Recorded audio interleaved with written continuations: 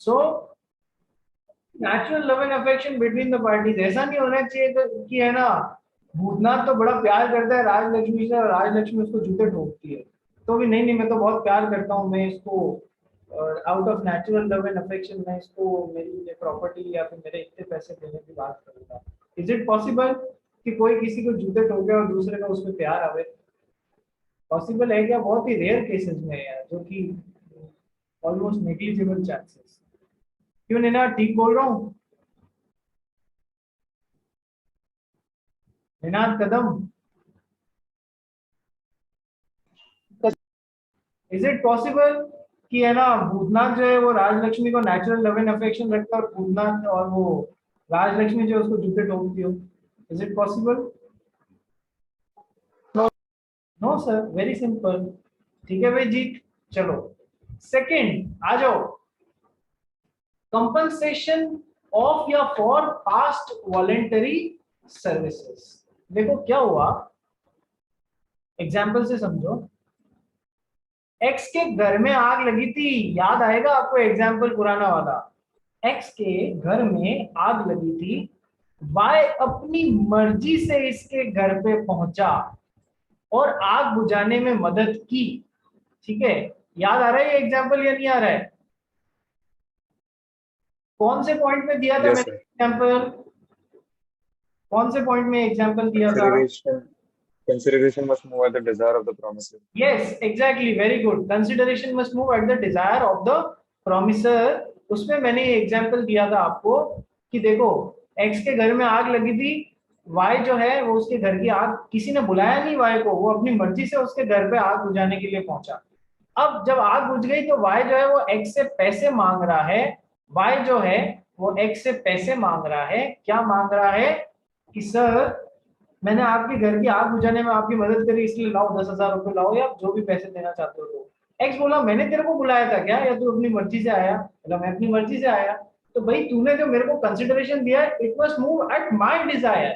ठीक है, तो है ना मैंने तो डिजायर किया ही नहीं, इसलिए कोई वैलिड कंसिडरेशन नहीं है, इसलिए कोई कॉन्ट्रैक्ट नहीं है, इसलिए तुम्हें कुछ नहीं मिलेगा। बिल्कुल ये सही एनालॉजी है। अब क्या हुआ देखो, रियल लाइफ सिचुएशन, इसी एग्जांपल में अपन आगे बढ़ते हैं। एक्स के घर में आग लगी थी, वाई उसके घर की आग बुझाने पहुंचा, ठीक है, और बुझा दी, और एक्स को बहुत भारी नुकसान से बचा लिया। कम से कम 30 लाख रुपीस का नुकसान हो जाता घर में, मात्र 1-2 लाख रुपए के नुकसान पे ही आग को रोक दिया। ठीक है, और वाई ने कुछ नहीं बोला, वो अपने आप चला गया, उसने कुछ मांगा नहीं, कुछ नहीं किया। बाद में 1-2 दिन बाद एक्स जब थोड़ा नॉर्मल हुआ तो एक्स ने वाई को बुला के बोला, यार तूने मेरे को पास्ट में खुद की इच्छा से कुछ सर्विसेज दी थी जिसके कारण मेरा बहुत बड़ा नुकसान होने से बच गया, तो मैं आज तेरे को उसके बदले में 2 लाख रुपए देने का एक मेरी इच्छा है, तो मैं वादा करता हूं। तो आज जब ये कॉन्ट्रैक्ट बन रहा है, उस समय एक्स से वाई को तो कंसिडरेशन दिए जाने की बात हो रही 2 लाख, लेकिन वाई से एक्स को कुछ नहीं मिल रहा है। तो अपन इसको कैसे देखेंगे? हाँ, वाई से एक्स को अभी कुछ नहीं मिला, लेकिन पास्ट में जो वॉलेंटरीली अपनी इच्छा से इसने सर्विसेज दी थी ना, उसके लिए आज एक्स इसे कंपनसेट करने की बात कर रहा है। तो भी हम कान चाहे ऐसे पकड़े या कान चाहे ऐसे पकड़े, कान पकड़ने से मतलब है, यानी आप इसे बोलो कि सर पास्ट में कंसिडरेशन मिल गया है तो भी मैं मान लूंगा, और यदि आप इसे ऐसे बोलो कि सर कॉन्ट्रैक्ट बनाते समय for past voluntary services x आज इसे कंपनसेट करने की बात कर रहा है, तो भी मैं मान लूंगा। क्या दोनों बातें समझ में आई आपको? क्या दोनों यस बातें सर। समझ में आई? Yes. Compensation for past services. ठीक है सर। अब चलो नेक्स्ट पॉइंट आता है, promise to pay a time barred debt. Please इस पॉइंट को बहुत ध्यान से समझना, इसमें बच्चे क्या है ना लिखते हुए बड़े कंफ्यूज हो जाते हैं। सबसे पहले समझो टाइम बार्ड डेट क्या होता है।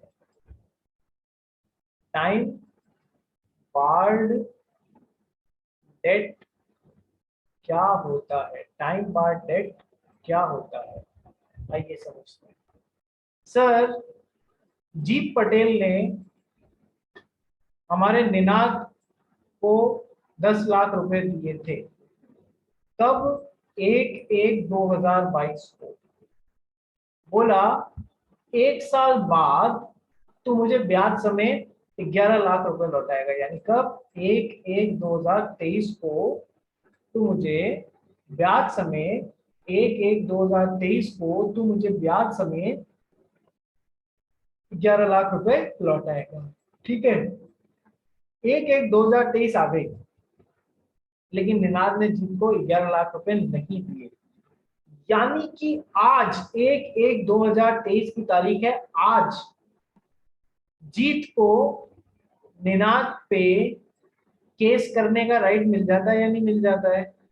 हाँ सर, केस करने का राइट मिल जाता है। यानी कि हम इसे क्या बोल सकते हैं? कॉज ऑफ एक्शन अराइज हो गया। Cause of action, cause of action arise हो गया। कॉज ऑफ एक्शन यानी कि जीत निनाद पे लीगल एक्शन ले सकता है। वो कॉज मिल गया, वो मौका मिल गया, वो रीजन मिल गया इसको। क्या कॉज ऑफ एक्शन टर्म का मतलब समझ में आ गया? बोलो यस और नो। Yes, sir. ठीक है, तो कॉज ऑफ एक्शन कब अराइज हो रहा है सर? 1/1/2023 को, जब इसको पेमेंट करना था और इसने ब्रीच ऑफ कॉन्ट्रैक्ट कर दिया। ब्रीच कर दिया, ये अपना जो परफॉर्मेंस देनी थी 11 लाख रुपए देने की, वो निनाद ने पूरा नहीं किया है। ठीक है, तो जीत को कॉज ऑफ एक्शन मिल गया निनाद के ऊपर। कब मिल रहा है सर? 1/1/2023 को। अब यदि अगले 3 सालों के अंदर, अगले 3 सालों के अंदर जीत निनाद के ऊपर केस कर सकता है। अगले 3 सालों, 3 साल का पीरियड दिया जाएगा जीत को निनाद के ऊपर केस करने का। यदि इस कॉज ऑफ एक्शन पे एक्शन लेना है, कोर्ट में जाके केस फाइल करना है, तो अगले 3 साल मिलते हैं आपको, जिसमें आपको ये केस फाइल कर देना है। ठीक है, ये टाइम पीरियड 3 साल का ही क्यों है?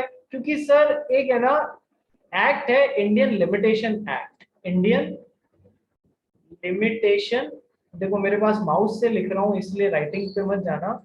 इंडियन लिमिटेशन एक्ट है, जिसमें जब एक पार्टी का दूसरी पार्टी के ऊपर कॉज ऑफ एक्शन अराइज होता है, उसके कितने टाइम के अंदर अंदर कोर्ट में पहुंचना है, अलग अलग सिचुएशंस के लिए अलग अलग टाइम पीरियड बताया हुआ है। जैसे जमीन या रियल एस्टेट का केस है, तो उसमें कॉज ऑफ एक्शन अराइज होने के 12 साल के अंदर अंदर आपको कोर्ट में पहुंचना होता है। टाइम बाद डेट है, किसी आपने किसी को उधार दिया, ठीक है, उस उधार को वसूलने का कॉज ऑफ एक्शन आपके पास में आ चुका है केस करने का, तो उस कॉज ऑफ एक्शन अराइज होने के 3 साल के अंदर अंदर आपको कोर्ट में पहुंचने का है। तो इस इंडियन लिमिटेशन एक्ट में वो टाइम लिमिट दी हुई है, जिसके अंदर अंदर आपको सामने वाले पे केस कर देना है। यानी कि कॉज ऑफ एक्शन 1/1/2023 को अराइज हुआ, तो ये जीत पटेल को 3 साल मिलेंगे निनाद के ऊपर केस करने का कि इसने मेरा पैसा नहीं चुकाया है।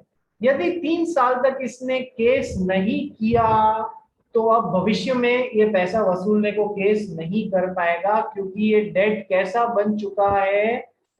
Time barred debt. अब ये इसे वसूलने को कोर्ट में नहीं जा सकता। कोर्ट कहेगा 3 साल तक क्या कर रहा था भाई तू? 3 साल तक क्या कर रहा था? 3 साल तेरे लिए कम पड़ गए कोर्ट में आने को, जो आज तो 25 साल बाद आ रहा है, 5 साल बाद आ रहा है।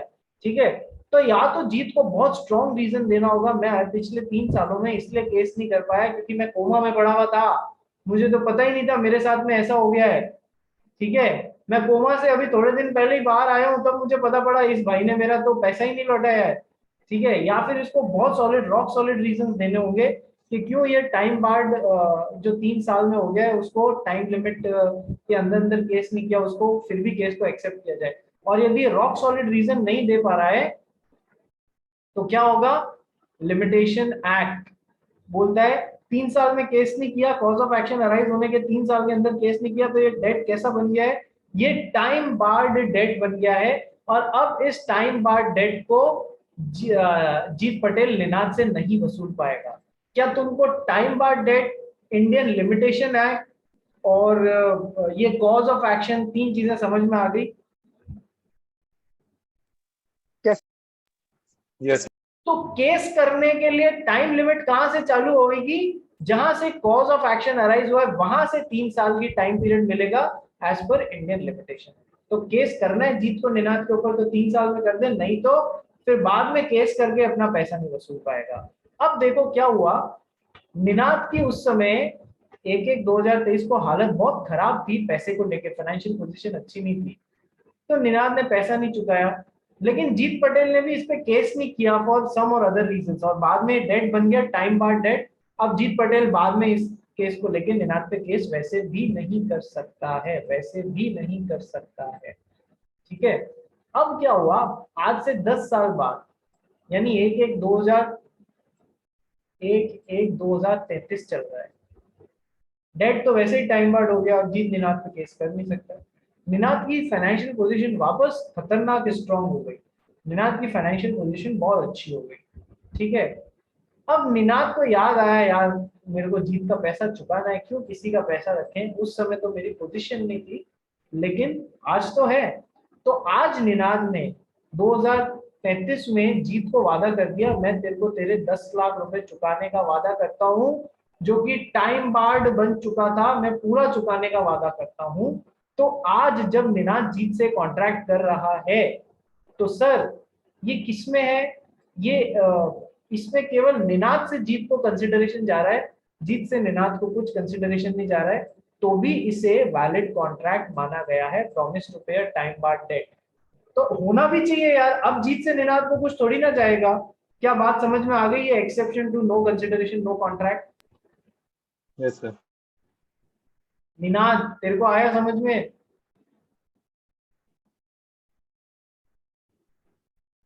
निनाद कदम, Yes, आज निनाद सुन नहीं सर रहा मेरा नेटवर्क थोड़ा अनस्टेबल है, तेरा नेटवर्क थोड़ा sir. Hello. Unstable Rathore. Yes sir. ठीक है, तो चलो बहुत अच्छी बात है, आप लोग को सबको समझ में आ गया टाइम बाय डेट। अच्छा, ऐसा भी हो सकता है पूरे 10 लाख रुपए चुकाने का वादा करे, या पार्शियल पैसे भी चुकाने का वादा करे। 5 लाख रुपए भी चुकाने का वादा किया है, पार्शियल भी हो सकता है, फुल भी हो सकता है, उससे फर्क नहीं पड़ता। ये वैलिड, जितने भी रुपए चुकाने का वादा किया है वो वैलिड कॉन्ट्रैक्ट बन जाएगा। ये मत बोलना कि सर आज तो जीत से निनाद को कुछ नहीं जा रहा है, तो फिर दोनों पार्टी से अपोजिट को कंसिडरेशन नहीं जा रहा है, तो ये वैलिड कॉन्ट्रैक्ट कैसे बनेगा ना।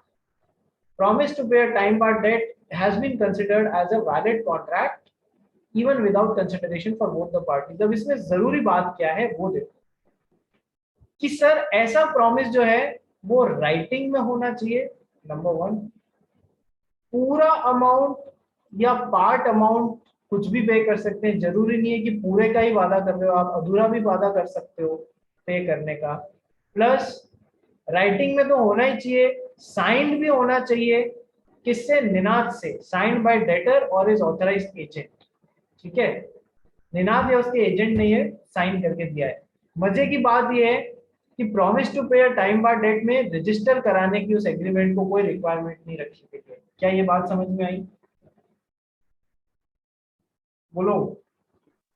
Yes sir.